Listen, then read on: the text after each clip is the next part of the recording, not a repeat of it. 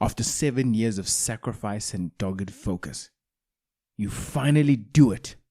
You are a CASA. Now that you have the coveted 4 letters behind your name, no one can stop you. Because now, the hard part is over.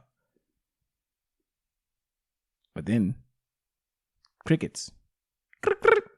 Nothing. Along came the silence. No callbacks, no offers. Wait, I did everything right, you think. But so did thousands of others. What happens when being a CA isn't the differentiator?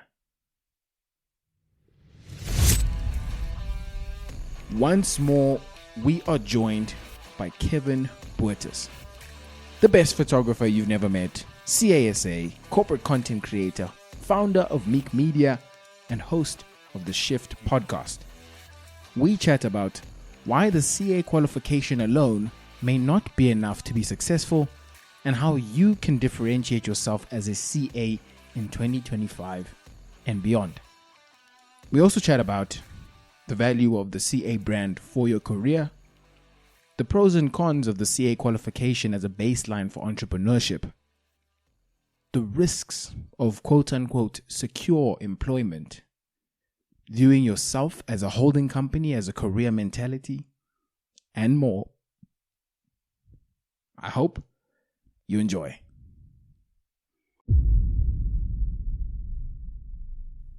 My travelers on the road to CASA. I actually, quickly, wanted to shout out Kevin's podcast, The Shift. It is such a cool new podcast, and I actually wanted to shout out a specific episode where he interviewed the founder of Fiber Time, Alan Knott Craig, and he's also an author. He's an entrepreneur. He's a CA. Hopefully one day he can be with me for you guys, chatting to you guys. But it was such an interesting look at his time founding this current business that he's doing, and also his time running Mixit. He actually owned like a social media app that was hot in South Africa a few decades ago, called Mixit. So yeah, that's like hundreds of years in 21st century talk. But point being, check out The Shift. It'll be linked in the show notes. Great podcast. Please check out also part 1 if you haven't already. On to part 2. What we just did now links perfectly into the topic, which I think it's life-changing and it's huge for all aspiring CAs, which is personal branding. I think that's what you were alluding to. Kevin, now guys, we've got an expert. We've called it an expert at the Road to CA. Just know that. What is personal branding? And why should I as a student, who doesn't even have anything to show, like I failed Finman just last week. Why should I be building a personal brand? Why should you build a personal brand? So let's maybe just define what each of these is. So branding, as if you go onto Google, there's a whole bunch of different definitions. The one that I like, it's this guy by the name of Martin Neumeyer that I'd come across. He says, a brand is the gut feeling that somebody has about you or a thing. Because, branding can be personal, it can be corporate and that. But it's that gut feeling that you have. You'll get Alex Hormozy that says, branding is just associating two things together. So if I see you, what do I associate you with? And that. So if you take that concept that it's a gut feeling about somebody, what somebody has and what they associate with, and the personal being you, so you then ask the question, well, how do I show up? What feelings do people have about you or about me? And if you take it like Bezos says, what is it that people say about you when you're not in the room? Right? So let's think about that.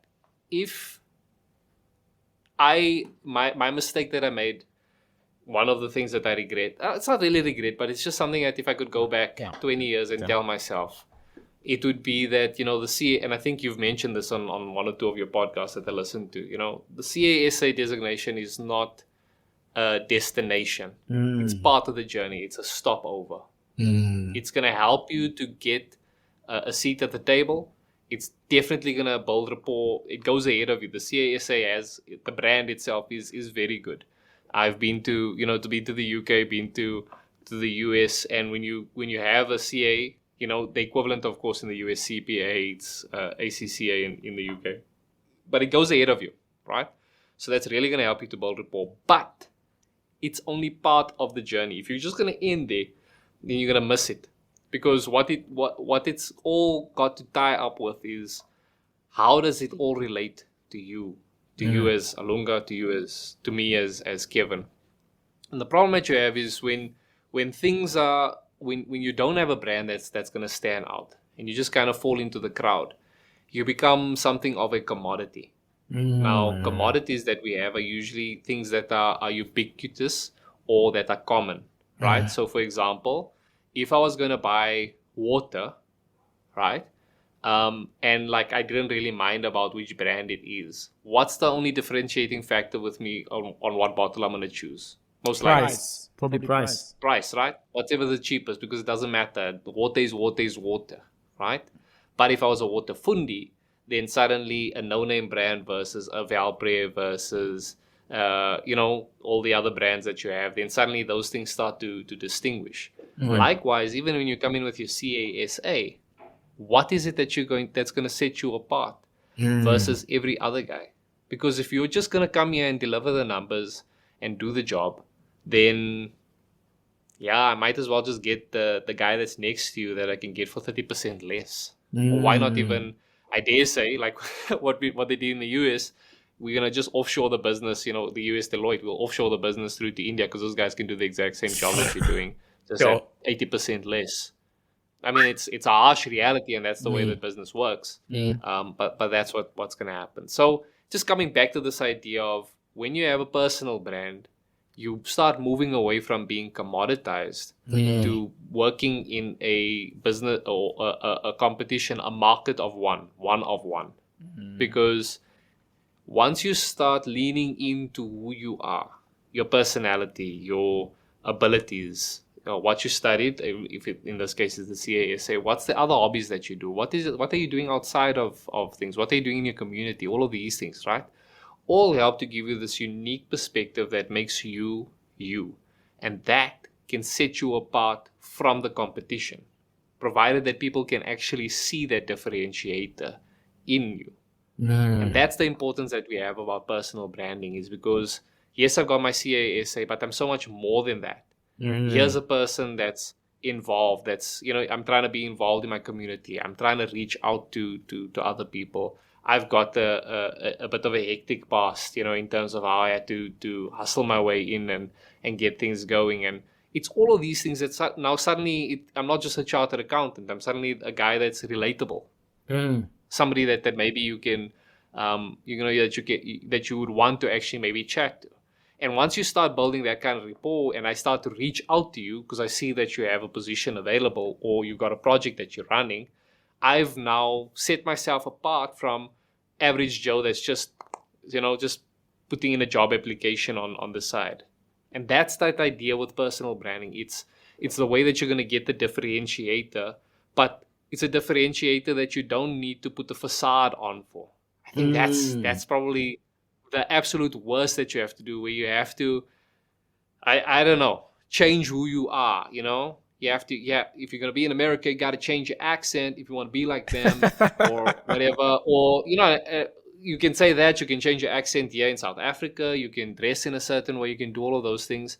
And the minute that you start moving outside of of who you are, and not and in a bad way, because of course it's good to, you want to step up with the way you dress, you want to step up with the way you look, you want to, you go to the gym, look a bit better, you want to improve that.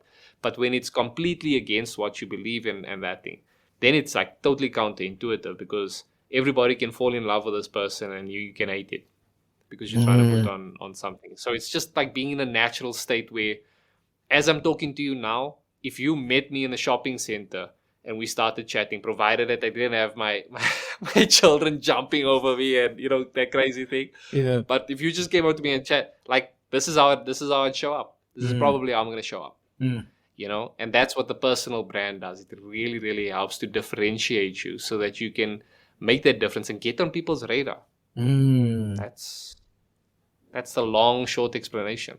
I think also just to sort of just to translate that, like it's effortless, man. It's effortless, as you said. Like you don't have to try be anyone else.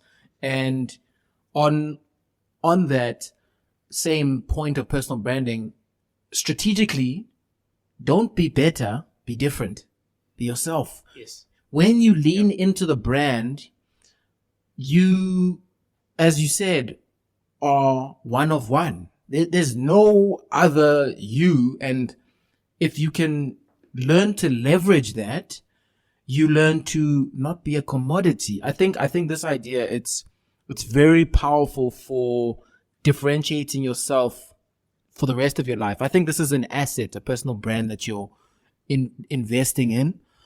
You said on a previous podcast that one of your seniors said that not all CAs are created equally. Can you please just elaborate on that?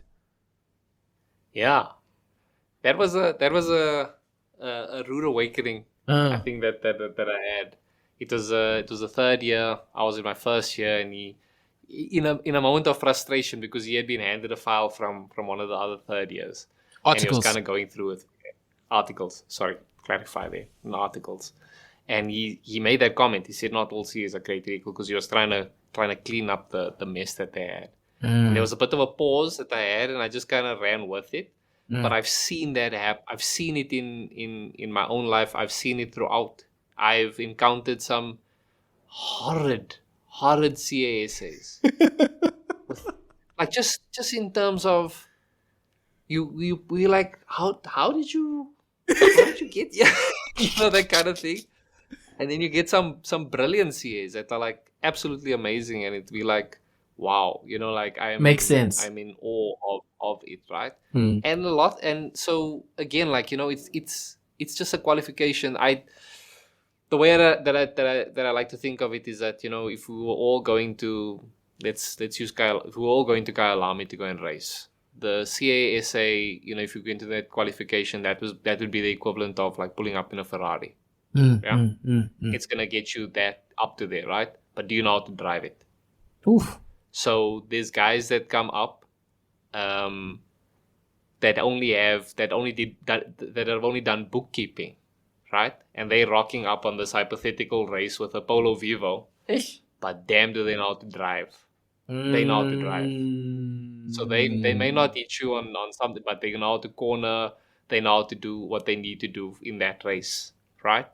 So if you think of it like in that way, I've met, and this is not just for CA essays, and it's part of that thing where I tell you that the CA essays, it's part of the journey and not the destination. I have met super brilliant people that are not CA essays. I was sold, I don't want to say a lie, but you got sold this idea that once you're a CA essay, you're like, the world's gonna bow at your feet. Like I've got it made in that, right? And you get into situations where there's people with different backgrounds that are significantly smarter than you, that understand your own thing, that you're supposed to be the boss at, IFRS, whatever, and this is me, and a guy with an engineering degree with a little bit more experience can actually see what is done over there and do it. You got the bookkeeper that will ace you, may not know the latest, application or whatever guide that needs to happen on it, but they know how our income statement flows, and they know how to move things around and all of that. So yes, we're not all created equally. Ultimately, it's what do you do with it? What is it that's going to set you apart with this, and how are you going to be able to drive your Ferrari? That's CASA. It's don't get me wrong, it's an amazing ticket, bro. Like, you get into conversation with people and you just drop it that, I'm a chartered accountant, and you see how people's opinions change. Unfortunately, that's how it is. People's opinions suddenly start shifting to you. Like, there's a bit more respect that comes with it and all of that, right? And it's nothing that you're like trying to get out of people. It's just because that's what comes with the brand. But you have to use it. The last thing that you want to do is get into a position because of your CASA and then you don't know how to drive this Ferrari. And it's happened. I myself had to clean up other guys' mess. So you're like, yo, bro. I don't know how you got through. It gets into this idea. Dylan Breitenbach, he's a trainee at Moore, and he said this. It was for me. I wish it was mine. He said, "Do you want to be, or rather, rephrased, do you want to tell people that you're a CA, or do you want to be a CA?" I think a lot of people want to tell people that they're a CA. They want the 4 letters CASA after their name, but they don't want to do the things that make them valuable as a CA. You know what I'm saying? Yeah. Nah, I agree with you. So for maybe the first 5 or 6 years of qualifying as a CASA, I intentionally didn't use it on my sign-offs and any, that kind of thing, because it was like, apart from trying to achieve like a humbleness, maybe it was like a misplaced, but maybe it was necessary, because I did have this inflated, convoluted view of, I'm a CA kind of thing, but for the longest, for a few years, I didn't do it. Like, nobody would even know it.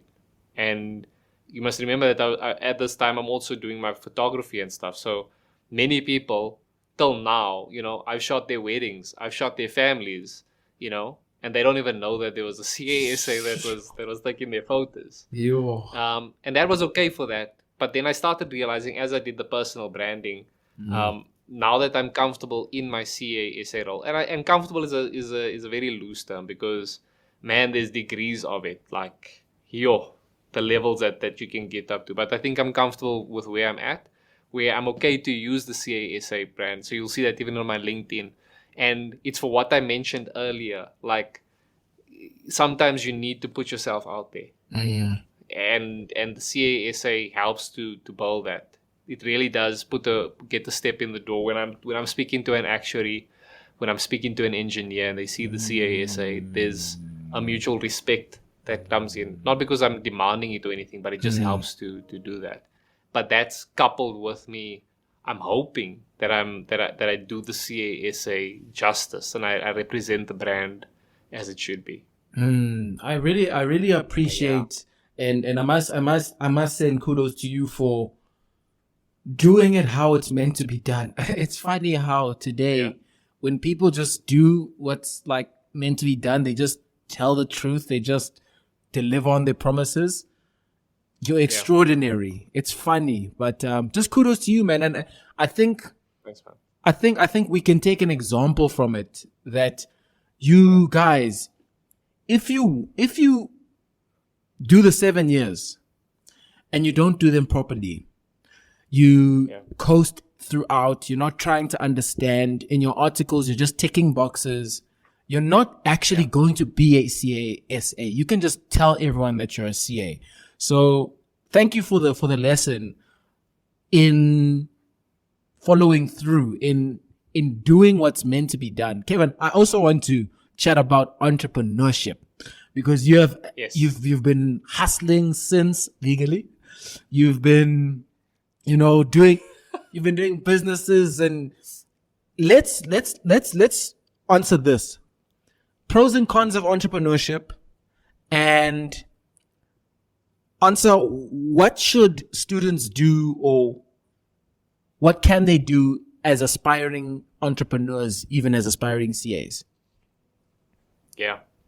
I think, again, like, I've come across many people that are smarter than me that aren't CASAs, but through my experiences, I do believe that having the CASA, going that route, is probably one of the best tools to give you a baseline for what you need to do as an entrepreneur. It does have its cons, having the CASA, I think, because the way that you're trained up, it's to be risk averse. One of the 4 subjects that you're taking is auditing, you're taking financial management, and generally the overarching principle is prudence. So if you had to choose between taking the expense or parking it on your balance sheet, the prudent thing is to actually take the expense. It's a thinking that permeates through everything that you do. And for a lot of people, it fits in line with their personalities. I'm risk averse, and maybe it's because of growing up in in poor circumstances. So I tend to be a hoarder, a holder, more pessimistic, more cautious, keep the reserves, that kind of thing.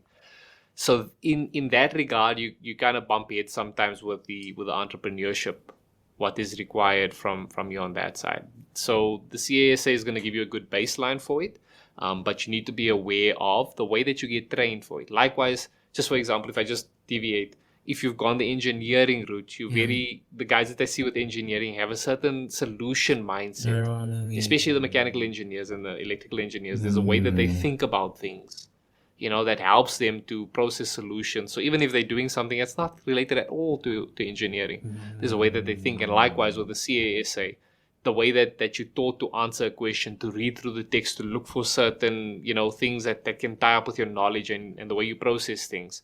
That's great ways of thinking. And maybe it even comes back to that whole maths thing that I spoke about at the start.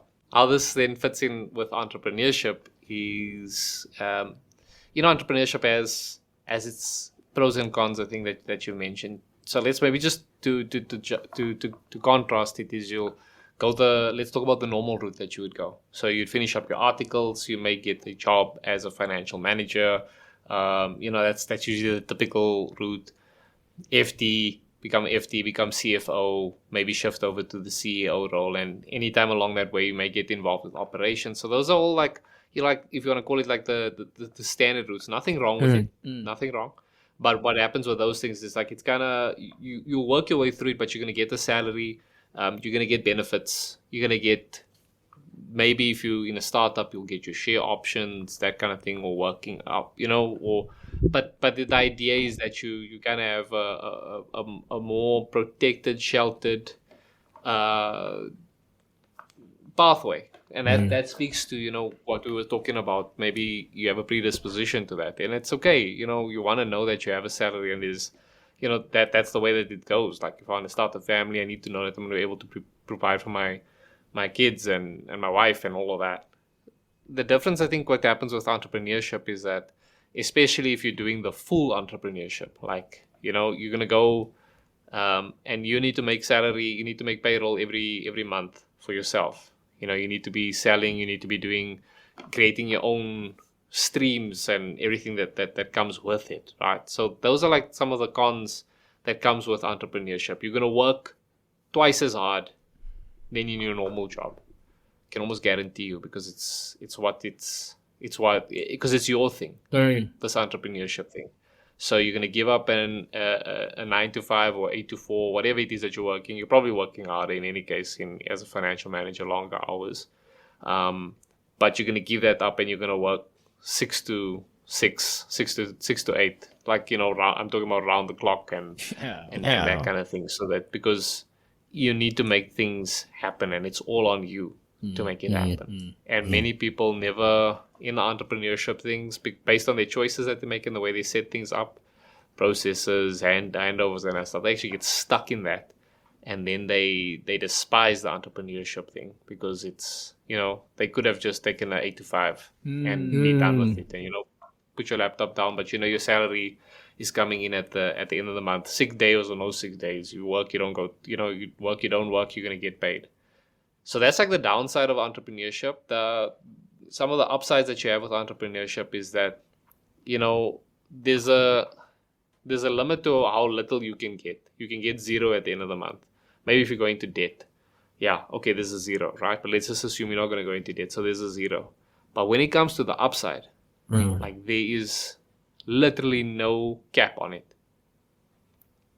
The only cap is what is it that you're offering, at what price are you offering, and to how many people are you offering it. That's really in your constraints. That's going to be the limit of the upside. Whereas if you're in a normal job, your upside is you're restricted to how much they're not going to double your salary year on year. They're not going to triple your salary year on year.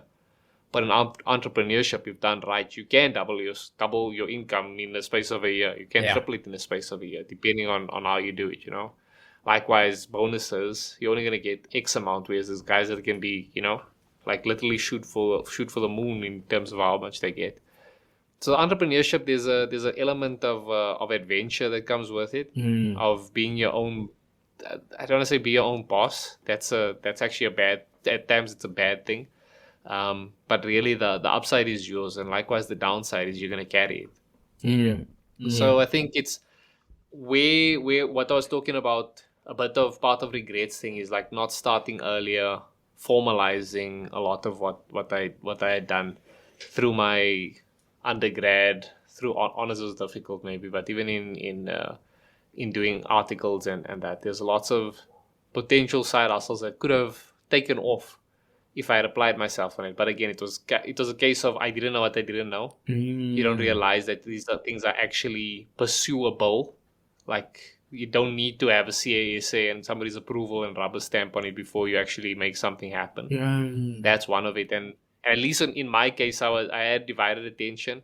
I've been very involved in the community, in church and all that stuff. So I enjoyed my time, spent a lot of my time elsewhere. And that's more from a holistic perspective. But if I didn't have that, I would like go all in, like with the entrepreneurship, man. Like really get your CASA as part of the deal, but that business is going to start in the first year already in high school, and I'm going to pursue it like crazy. There's a guy who he's a CA now, but he was a CA trainee just last year. He started a business when he was in varsity. He went to Stellenbosch. His name is Daniel Steinman. It's a business called Old School. Do you know a business called Old School? They sell rugby jerseys. I don't know if you've seen the Old School rugby jersey at like a box game. Yes. He's classic, like a classic rugby jersey, supporter jersey. Yes. He started that business when he was in varsity just now. He was, I think, second year, third year. And for me, it's like, goodness gracious, there's guys who were trainees who are now running businesses, and this was going out of his article. So he was still in articles doing 8 figures, like you can, guys, as much as, and Kevin, you mentioned this, you're going to work more than everyone else. It is what it is. You also front a lot of the risk. You can go to 0, maybe even below 0. There's that chance. Sure. But you mentioned that you're sheltered, right? My thing around the whole shelter thing is, I think you are sheltered, but it's not that you are not exposed to risk. I just think that in your mind, you're not exposed to risk. Your perception of risk is not there.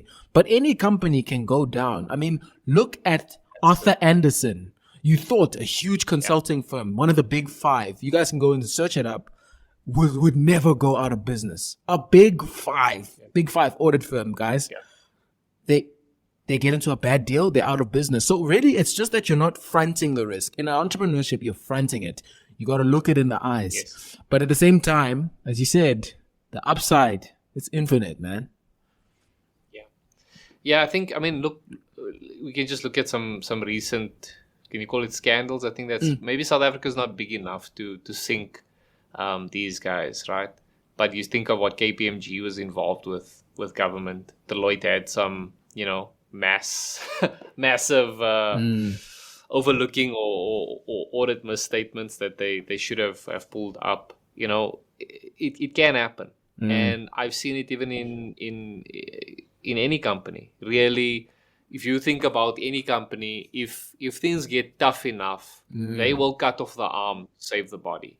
Yeah. Right. Yeah. And they will cut as close as possible to like what is absolutely essential. We need a heart, we need a lung, and we'll cut everything else off that needs to happen. If it got that bad.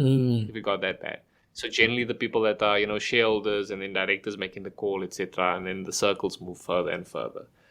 And I think if you have this mindset, it's a very, very good thing. And this ties up about the entrepreneurship, the personal branding, and all of that. Oh, yeah. If you, and not in a selfish way, but if you're looking after yourself and making sure that you have yourself sorted out, right? Even the job that you'll get the sheltered route, it's still part of your journey, but it's not the end game. And I know a lot of CASAs where what they have in their role, that's all that they have.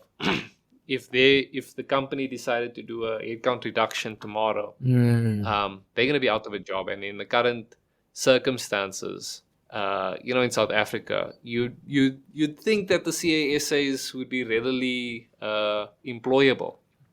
It's not the case. At least that's been my experience with it.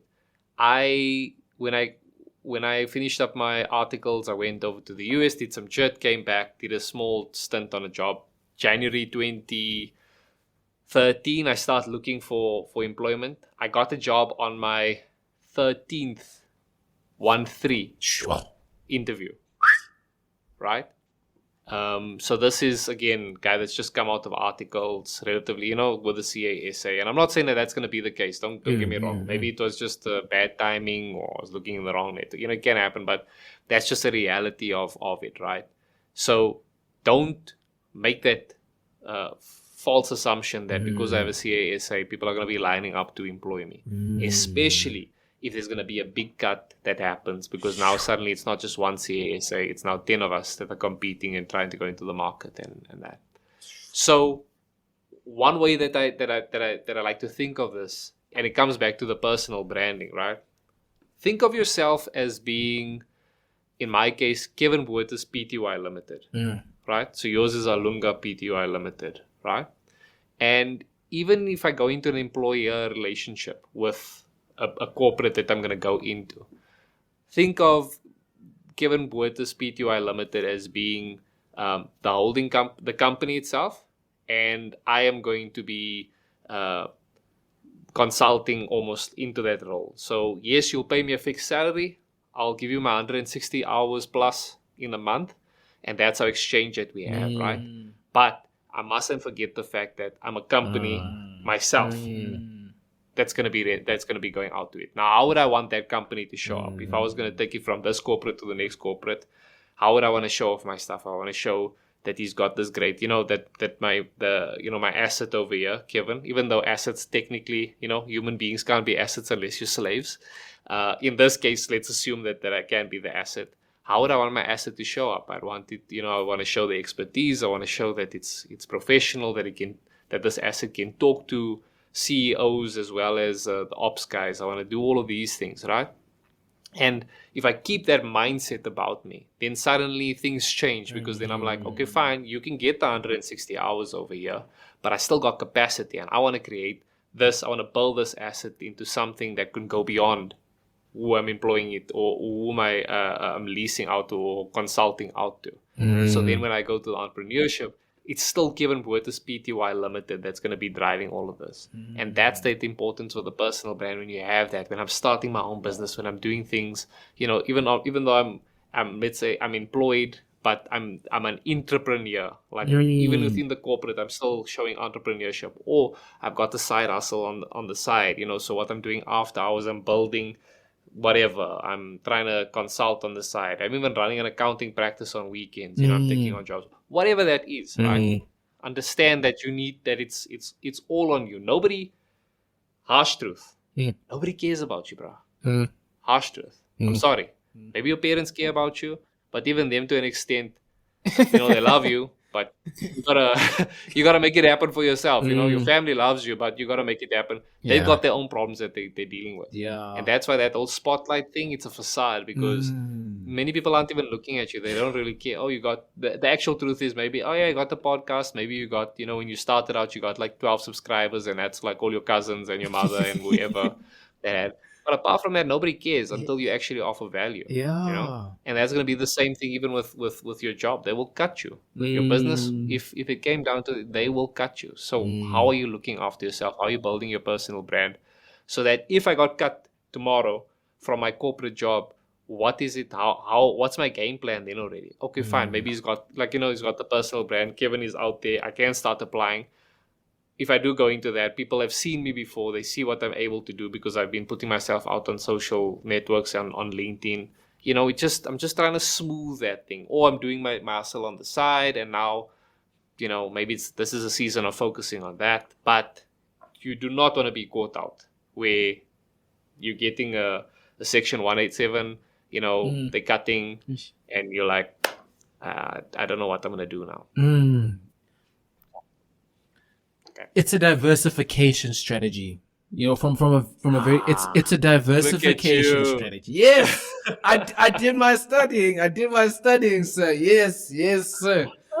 Diversify that risk. I love it. Exactly. Thank you for putting into words Yes. in one line what I tried to say in 10 minutes. Thank you. Look, and that's what I'm also learning about this whole content thing. It's about expanding, minimizing time. So when people haven't talked to other CAs, like 50 CAs, I can talk to them and I can give you the lessons, guys. I can give you the perspective. So, but it's a diversification strategy. And secondly, on your point of no one cares, just for all of those listening or watching, like no one cares that you posted the video. I promise you, until it's good. In fact, they swipe past. So let that be comforting to start creating and practicing. Yes. Get started with video. As Kevin said, video is powerful for improving your likability. Get started. Just post something. I swear no one cares. Nobody cares. If it's not good, no one cares. If it's bad, I promise you it's not even going to touch your brand because no one saw it. It's not even going to touch your brand. The only caveat that I would add to it, like a bit of a disclaimer, is don't post something that's gonna be negative against you. Just that's my whole thing. Like, and just keep this in mind. While nobody will see it, but I always want you to think about whatever you put out there. Would it be okay if we put what you just said on a billboard on the N1 where there's 10,000 cars passing by to read your exact words?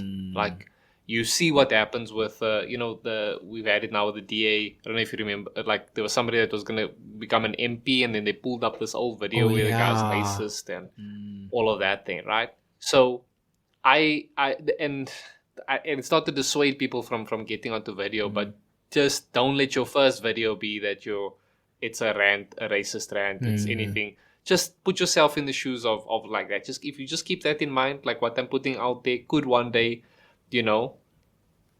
be detrimental to my, when I'm a CEO and I'm rocking it.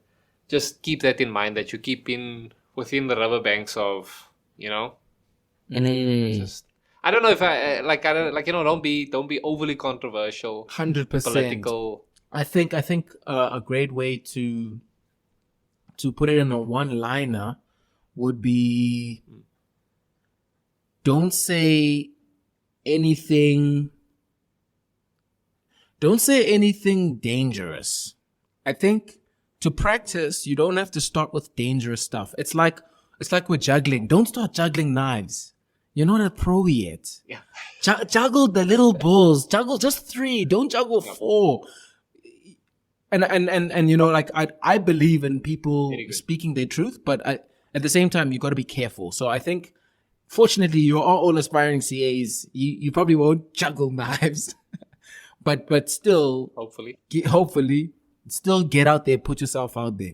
Kevin, to close us off, if you had a time machine, right, and you could go back to first year, second year, maybe even high school you, what would you tell him? I tell him that his life is going to be awesome. Just keep your head down and double whatever it is that you're doing.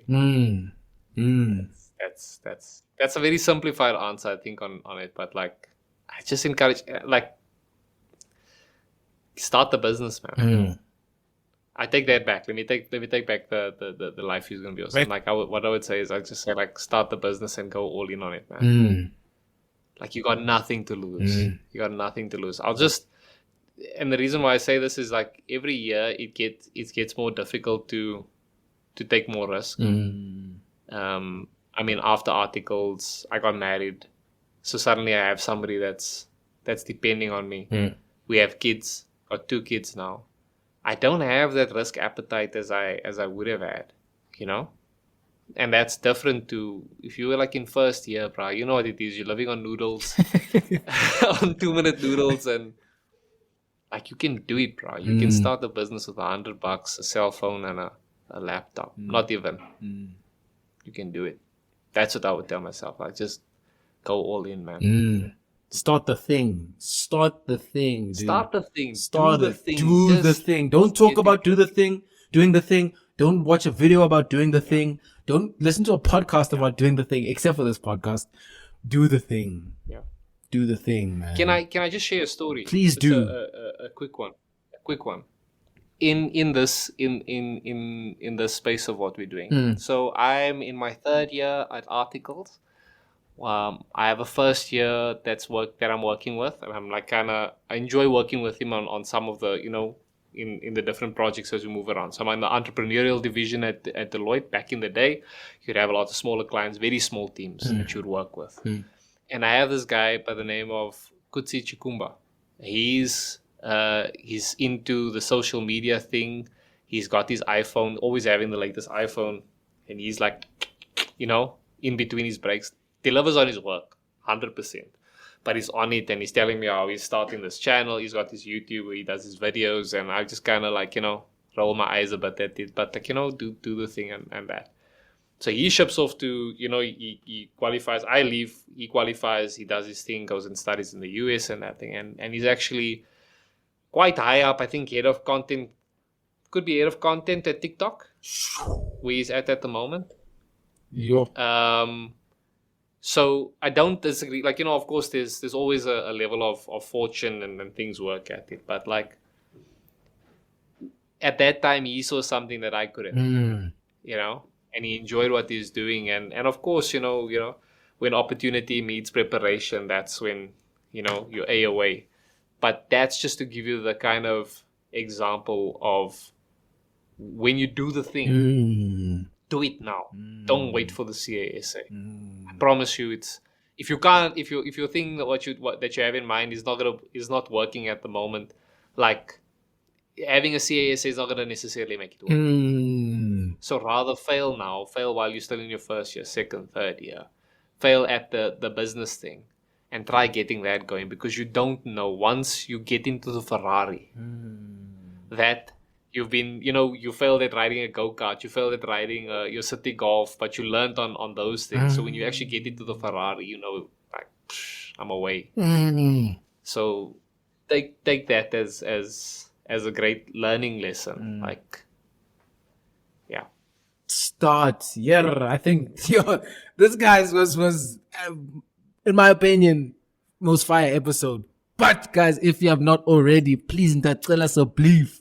Follow this. Now you can subscribe to this because this is on video. This is also on YouTube. If you're listening, you can go watch it, see how Kevin looks. And also, by the way, his LinkedIn is linked in the show notes. So also, guys, send him a request. He is a corporate content creator. He knows all about it. If you need advice, send him a message. If you need services, if your parents need services, if they want to build their own brands, if you know anyone who needs it, Kevin's your guy. But I hope that it does not end, but that it begins in CASA. Kevin, thank you so much. Thanks, Luca. Thanks for having me, bro.